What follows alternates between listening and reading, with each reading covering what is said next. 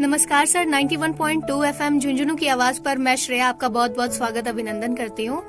तो जैसा कि सर हम सभी जानते हैं कि 2026 का बजट पास हो चुका है, तो मैं चाहूंगी कि आप हमें इसकी डिटेल्स बताएं कि क्या क्या नियमों में बदलाव हुए हैं और ऐसे कौन कौन से टॉपिक्स हैं जो आप हमारे लिसनर्स को बताना चाहेंगे। धन्यवाद करना चाहूँगा आरजी श्रेया जी आपका, और सर्वप्रथम मैं धन्यवाद करना चाहूँगा FM 91.2 झुंझुनू की आवाज़ के दर्शकों का कि उन्हें आज मुझे रूबरू होने का मौका मिला है। श्रेया जी, मैं आपको बताना चाहूँगा कि वित्त मंत्री ने 2026 केंद्रीय बजट प्रस्तुत कर दिया था आज, और उसका एक जो बर्निंग जो मार्केट में न्यूज है, शेयर मार्केट और उससे पहले चांदी और सोने में आप जो गिरावट देख रही हैं, तो ये मार्केट में बहुत अच्छी न्यूज चल रही है कि क्या होने वाला है आगे। तो इस अनिश्चितताओं के रिगार्डिंग मैं आपको शेयर मार्केट के विषय में कुछ बताना चाहूँगा। देखिए, आज जो बजट पेश किया, इसके अंदर दो महत्वपूर्ण बदलाव किए गए शेयर मार्केट के विषय में।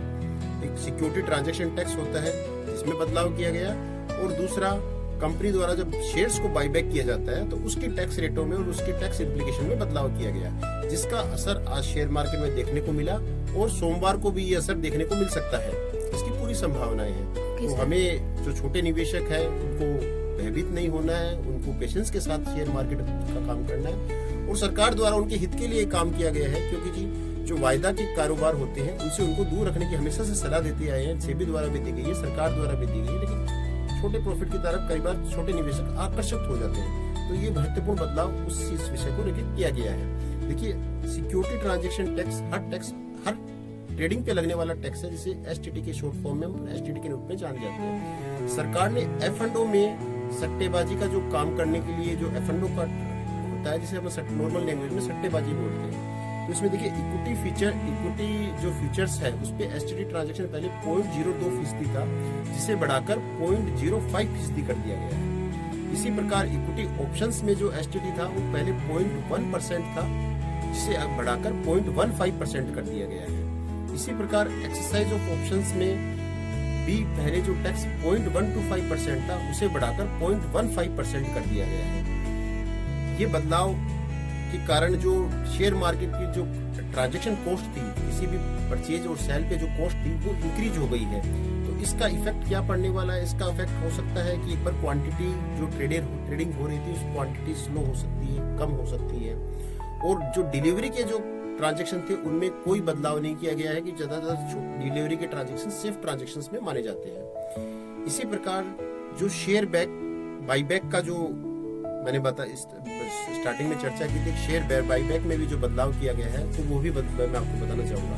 लेकिन पहले शेयर बाईबैक में जो कंपनी के द्वारा किए जाते थे, उसके लिए ये जो बाईबैक होता था वो डिविडेंड की तरह एक इन्वेस्टर के हाथों में टैक्सेबल होता था। अब इसको बदलाव कर दिया गया है। इसके लिए कहा गया है कि अगर कंपनी द्वारा शेयर बाईबैक्स किए जाते हैं तो वह कंपनी के हाथ में टैक्सेबल होगा, और उसमें टैक्स की रेट भी अलग अलग कर दी गई है। अगर कॉर्पोरेट है जो बाईबैक कर रहे हैं, जिनसे बाईबैक किए गए हैं, तो उनके लिए 22% कर दिया गया, और नॉन कॉर्पोरेट के लिए यह दर 30% कर दी गई है। अब इसका मार्केट पे क्या प्रभाव पड़ेगा, यह भी अपने लिए जानना बहुत जरूरी है। देखिए, ट्रेडिंग वॉल्यूम में गिरावट होगी, मैंने आपको बताया STT बढ़ने से, और इसके लिए लागत बढ़ चुकी है, और ब्रोकरेज और एक्सचेंज पर स्टॉक्स पर दबाव बढ़ेगा। इससे ट्रेडिंग कम होगी। खुदरा निवेशक को सेबी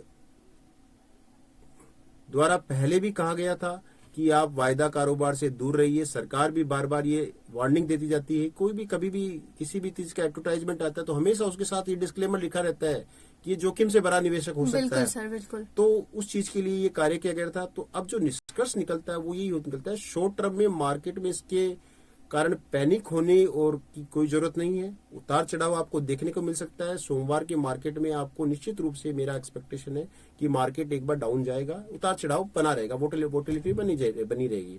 और जिस तरीके से ये कार्य किया गया है, लॉन्ग टर्म में मार्केट को अधिक स्टेबल और सट्टेबाजी से मुक्त करने की दिशा में ये उचित कदम उठा गया है, जिसका हमें सबको इन्वेस्टर को स्वागत करना चाहिए। बिल्कुल sir, thank you so much.